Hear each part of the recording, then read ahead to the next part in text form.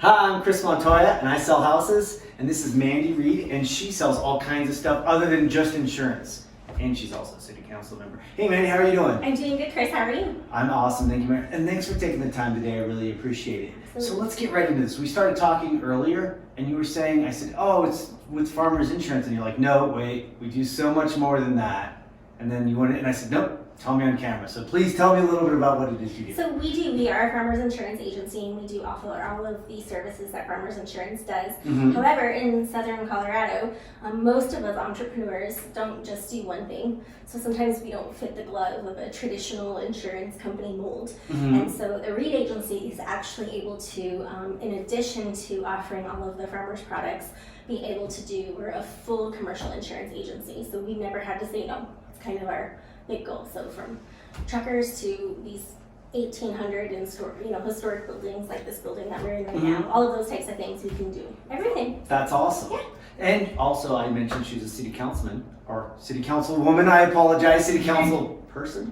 No, I'm just teasing. So tell me something exciting that's going on with city council right now. Oh my goodness, exciting things going on with City Council. Well, recently we did pass the Urban Renewal Authority, which is really exciting. Mm-hmm. Are you familiar with what an Urban Renewal Authority is? Why don't you tell us so Sure. we can know more So about it? an Urban Renewal Authority, or a URA, which is what most people will hear it as, actually makes it to where we can reinvest in development within certain boundaries of the URA. So a lot of times developers, it's cheaper to be able to buy a flat piece of land, for example, and construct something.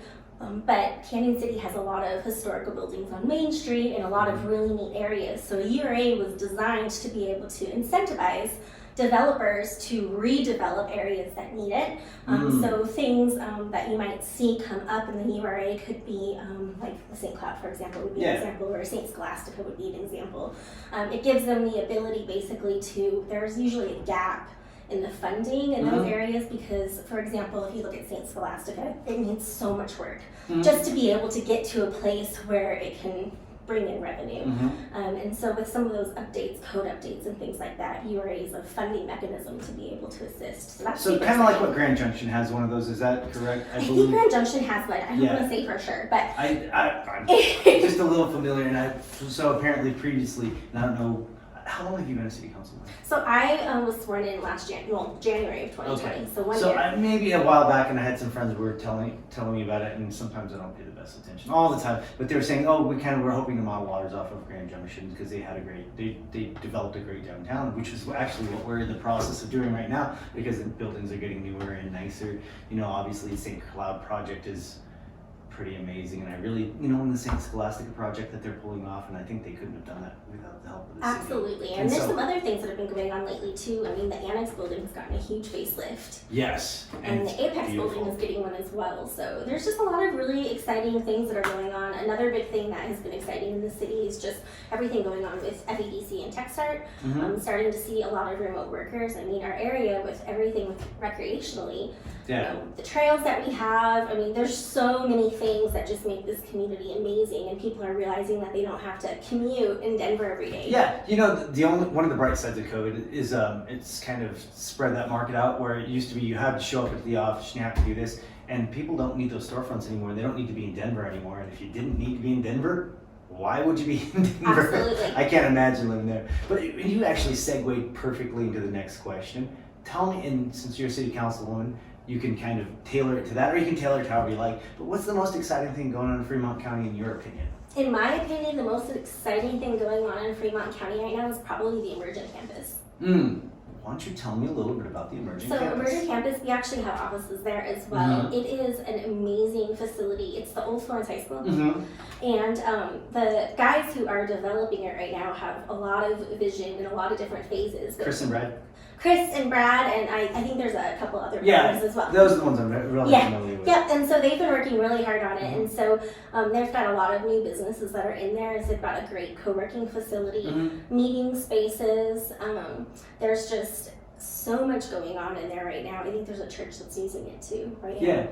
You And I think that's been one of the current themes of kind of what's going on in Canyon City is multiple uses. Even some of the small businesses we talk about, hey, tell me about this. And they say, oh, I have this, but some other business rents space for this. And I think that's one of the most amazing things about our community is A, how we all just lend in and help give a hand with each other. And B, the diversity of what people can expect from one small business because, our community, how it grows, it's very, I would say natural and friendly, and so for us to grow some of the other small businesses, other businesses actually incubating, which is really, really cool. How cool is that? Well, and that collaborative effort is just something that you don't see something in the big cities. Yeah, there's just a heart behind, and entrepreneurs, there's just something that we all have in common, like this hustle and this drive. So even though your industry is completely different than mine, it sparks by hanging out together and you sharing what you're doing and me sharing what I'm doing, then you get new ideas. Yeah. So just being able to have that, I think that's what's really special about Emergent Campus is that,